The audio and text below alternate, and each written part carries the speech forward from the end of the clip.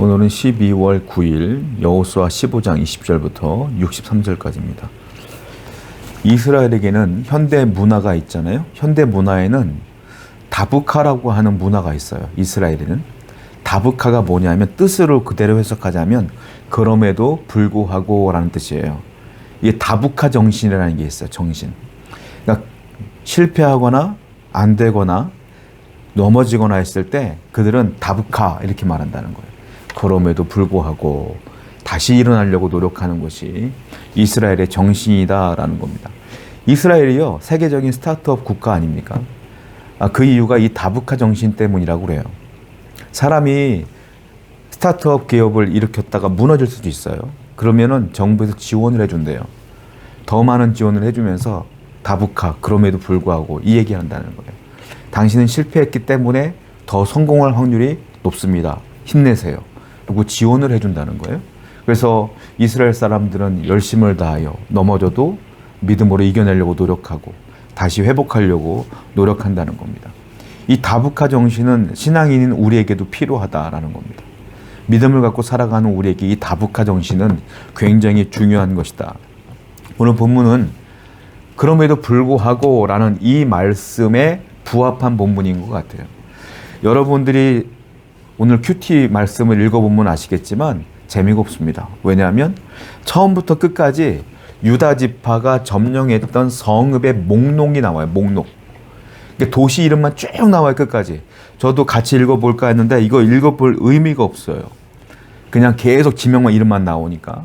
이건 여러분들이 혼자 묵상해 보시고 이 말씀을 들으면서 이게 그런 의미구나라고 깨달으면 될 것 같아요. 여러분 한번 읽어보세요. 굉장히 긴 목록이 15장 20절부터 63절까지 계속 나옵니다. 자, 이유가 있어요. 이 목록이 뭘까요? 자, 하나님이 이스라엘과 유다 지파에게 약속하신 땅이 있어요. 땅. 가나안 땅을 준다고 했죠. 근데 그 땅을 하나님의 은혜로 유다 지파 사람들이 다 점령한 겁니다. 이 성읍들을. 이 성읍의 목록은 뭐냐면 하나님이 약속한 것이 구체적으로 이루어진 증거물들인 거예요. 무슨 말이겠어요? 하나님은 언약하고 약속하신 건 반드시 지키신다 이거예요. 하나님께서 여러분들에게 약속하신 것들은 반드시 이루어질 줄로 믿습니다. 그걸 믿느냐 못 믿느냐는 나의 책임인 거예요. 하나님은 지금도 여전히 여러분들에게 약속한 것을 허락하기 위하여 지금도 내 앞에서 보이지 않는 곳에서 준비하고 일하고 계심을 분명히 믿으시길 바라요. 하나님은 구체적으로 이 목록들을 보면서 구체적으로 일하셨구나, 구체적으로 인도했구나라는 것들을 보게 돼요. 자, 그런데 이스라엘 사람들이 이 많은 도시들을, 많은 성읍들을 점령하게 된 이유가 뭘까요? 믿습니다라고 가만히 앉아서 이루어진 게 아니라는 거예요. 믿습니다. 그들과 싸우기가 두렵습니다. 그냥 하나님이 알아서 해주세요. 이래서 이루어진 게 아니라는 거예요. 믿음이라는 건 뭐예요? 믿습니다 했으면 그 상대가 두려운 상대든 그것이 어려운 일이든 상관하지 않고 하나님 붙들고 전진하는 거예요. 행하는 거예요. 싸우는 거예요. 앞으로 나가는 겁니다. 믿음과 행동은 같이 나가야지. 그냥 기도만 한다고 되는 건 아니잖아요. 하나님의 약속이 있었으면 기도하고 내가 해야 될 일들은 또 열심을 다하여 해보는 겁니다. 그때 하나님의 은혜와 하나님의 역사가 나타나는 것 아니겠어요? 사무엘상 17장을 보게 되면 블레셋과 이스라엘 사람들이 전쟁을 벌이는데 골리앗이 등장을 해요. 근데 그 골리앗이 너무 두려운 겁니다. 이스라엘 사람들 하나님 믿죠. 다 믿는 사람들이에요. 그런데 그들이 너무 두려우니까 하나님의 말씀과 하나님이 나와 함께 한다는 것보다 골리앗이 더 두려운 거예요. 그래서 40일 동안 숨어 있어요. 이 군대가.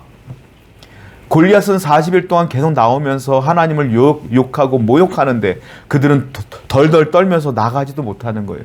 이스라엘 사람들 하나님 믿는 사람들이에요. 하나님 믿는 사람들인데 덜덜 떨고 있어.